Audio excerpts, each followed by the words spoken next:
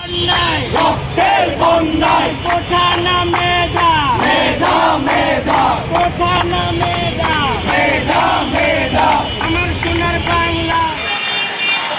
দর্শক C+ টিভিতে অনারে স্বাগত। অনারওয়ারে চট্টগ্রামের প্রেস ক্লাব উত্তন সরাসরি যুক্ত হই আই হোসাইন আব্বাস। দর্শক যেই কোটাল্লা বলিয়ে আজ বাংলাদেশ পরিবর্তন গিয়ে অনেক ফুয়াশা শহীদ হয়ে এই কোটা বৈষম্য এখনও তো আগে বলিয়ে বৈষম্য বিরোধী ছাত্র আন্দোলনে আজ এই কোটা আন্দোলন লইয়ে সমাবেশ গড়ের প্রেস ক্লাবের সামনে তো আর আমরা সরাসরি দেখাই আর দেখির বৈষম্য বিরোধী ছাত্র আন্দোলনের বিভিন্ন কেন্দ্রীয় সমন্বয়ক এবং এই যে ছাত্র আছে আর ইতার দেখির যে তারা বিভিন্ন স্লোগানে বৈষম্য বিরোধী ছাত্র আন্দোলনের পক্ষ তারা মিছিল গড়ের আর একজন হলো একটু হতে তারা দেখির বিভিন্নভাবে তারা মিছিল আর একজন হলো একটু হতা হয়। আমরা সেই গত 2024 সালে আপনার 6 জন কোটা বিরোধী আন্দোলন আমরা নেমেছিলাম। আজকে আমরা আবারও আমাদের কোটা বিরোধী আন্দোলনের জন্য আমাদের আন্দোলন করতে হচ্ছে, কিন্তু আমাদের প্রশ্ন হচ্ছে কেন আমরা গত 6 জুন মানে গত বছরের 6 জুন আমরা কোটা বিরোধী আন্দোলনের জন্য রাজপথে নেমেছিলাম।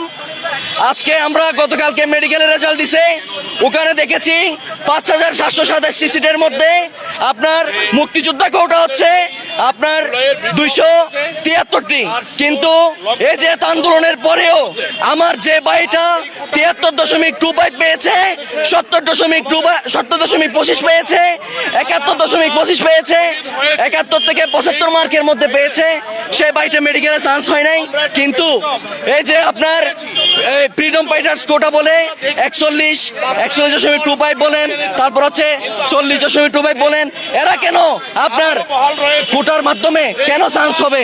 আমরা তো সেটার জন্য আন্দোলন করি নাই, ওয়াসিম তো সেটার জন্য প্রাণ দেয় নাই, শান্ত তো সেটার জন্য প্রাণ দেয় নাই, আবু সাইদ সেটার জন্য তো বুক পেতে দেয় নাই। আজকে আমরা চট্টগ্রাম প্রেস ক্লাব থেকে একটা জিনিস ঘোষণা করতে চাই, সেটা হচ্ছে আমরা এই যে রাজপথে আজকে নেমেছি, গত বছর 6 জুন আমরা নেমেছিলাম, আজকে আবারও নেমেছি। যদি এই কোটা প্রথার অবসান না হয়, ছাত্র সমাজ কঠিন থেকে কঠিন ভাবে আপনার কি দিবে, ওই যে কর্মসূচি দিবে। দর্শক যেভাবে হইল আর কি যে কোটা প্রথাল্লা বলি তারা যে আন্দোলন করি এই কোটা প্রথা এখনো দূর নয়, তারা স্যার এই কোটা প্রথা যদি অবসান না হয় তাহলে তারা আরো কঠিন কর্মসূচি আর দেখির বিভিন্ন স্লোগানে মুখরিত এই যে বিভিন্ন ছাত্র হলে তারা বিভিন্নভাবে স্লোগান দেন। বিশেষ করে এই আজিয়া তারার কর্মসূচি গত হালিয়া যে মেডিকেল ভর্তি পরীক্ষা আছে তারার দাবি এই যে মেডিকেল ভর্তি পরীক্ষার মধ্যে কোটা প্রথা তাই কি কোটার হারণে তারা এই যে এই আন্দোলনের সূচনা এই আন্দোলনের কোটা এখনো দূর নয়, তারা স্যার এই আন্দোলন তারা যদি সফল নয় তাহলে তারার এত বড় যে বৈষম্য বিরোধী ছাত্র আন্দোলনের সফল আন্দোলন তারা মানি লইন পারিব। তারা বেগুন স্যার এই বাংলাদেশ কোটা প্রথা একদম বিলুপ্ত গরম করব। আর আরেকজন একটু হতাহ বলে চেষ্টা করি ভাই অনেক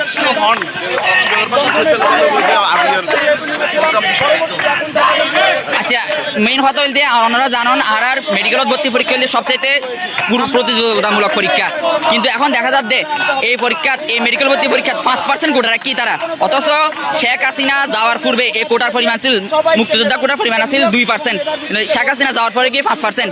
এবার হইলে বৈষম্য আসলে আর নবুঝিত। এখন আর অন্তর্বর্তী সরকারের এই সম্পূর্ণ দায়িত্ব গ্রহণ করিব, ইতারা জবাব দিয়ে গ্রহণ করিব আর এই প্রতিযোগিতামূলক পরীক্ষা কিভাবে প্রশ্নবিদ্ধ হয়। আর মেডিকেল যারা ডাক্তার হয় ইতারা তুন আর যে দেশবাসী ইতারা আস্থা হারাই ফেলাইব, এই আস্থা হারাই ফেলাবার লাই ভারতমুখী হইবার লাই এবার কোনো ষড়যন্ত্র কিনা এবার দেখন করিব, এবার তদন্ত গ্রহণ করিব। আরো অনতি বিলম্বে দাবি জানায় যে এই কোটা সম্পূর্ণরূপে বিলুপ্ত গ্রহণ করিব এবং সামনে যত কিন পরীক্ষা আছে, যত প্রতিযোগিতামূলক পরীক্ষা আছে, ভার্সিটি পরীক্ষা আছে, যত কৃষি পরীক্ষা আছে, যত ডেন্টাল ভর্তি পরীক্ষার সামনে আইন ব্যাকগুরুত্ব কোটা সম্পূর্ণরূপে বিলুপ্তকরণ করব, নইলে আর আন্দোলন আর জুলাই আবারও নতুন করে তৈরি হইব।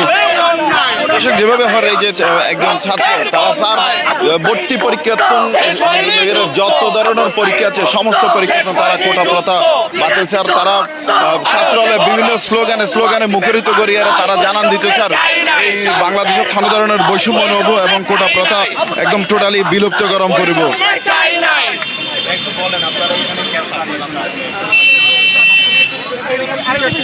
দর্শক আর একটু কেন্দ্রীয় সমন্বয়ক রাসেল আহমেদের একটু হতা বলে চেষ্টা করি। আমরা দেখছি যে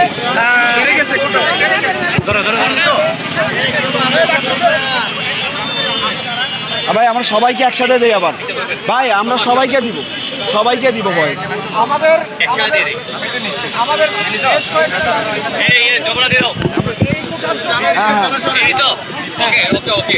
আচ্ছা এনারা একটু কথা বলুক মেডিকেল থেকে, আমি তারপর বলছি।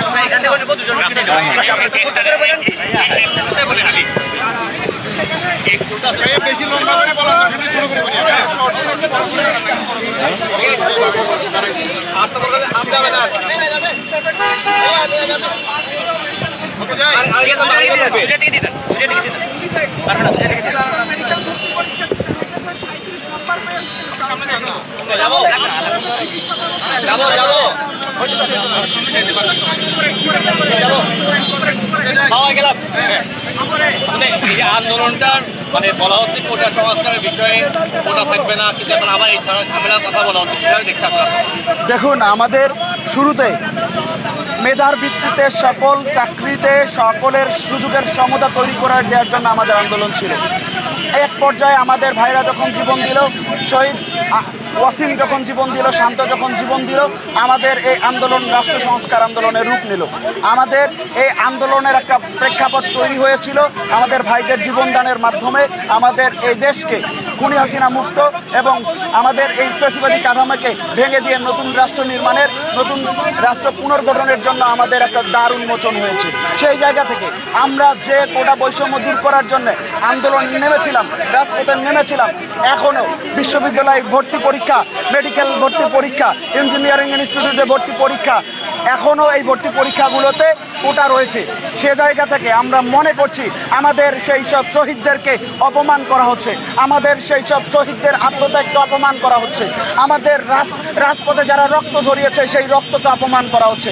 আমরা চাই সকল ভর্তি পরীক্ষায় সবার সুযোগের সমতা থাকুক এবং সেই সুযোগের সমতাটা যে কোনো ধরনের বৈষম্য নিরসন করে অবশ্যই বাস্তবায়ন করতে হবে এবং সেই সাথে অবশ্যই ট্রাইবাল কোটা এবং প্রতিবন্ধীদের জন্য কোটা রাখতে হবে, সেটা ন্যায্যতার ভিত্তিতে ন্যূনতম মাত্রায় রাখতে হবে। আমরা চাই ভর্তি পরীক্ষায় সকল ধরনের কোটা নিরসন করে সবাইকে সুযোগের সমতা দিয়ে বাংলাদেশকে বৈষম্যহীন বাংলাদেশ এবং সুষ্ঠু ও সুন্দর বাংলাদেশ বিনির্মাণের জন্য এই সরকার কাজ করবে এবং আমাদেরকে এভাবে যেন রাজপথে এসে আবারও কোটামুক্ত বাংলাদেশ বিনির্মাণের জন্য আওয়াজ তুলতে না হয়। আমরা আজকের মধ্যেই আমরা আমাদের দাবির বাস্তবায়ন চাই। আমরা চাই আজকেই এই সরকার সব প্রতিষ্ঠান থেকে সকল ধরনের ভর্তি পরীক্ষায় সকল ধরনের ইনস্টিটিউট থেকে কোটা তুলে দিয়ে সবাইকে সুযোগের সমতা তৈরি করে দেবে। আপনারা আমাদের এখানে মেডিকেলের ভাইরা আছে, তাদের কাছ থেকে কথা শুনতে পারেন। দর্শক এতক্ষণ যে হোয়েল কেন্দ্রীয় সমন্বয়ক রাসেল আহমেদ আর আরেকজন, হ্যাঁ এদিকে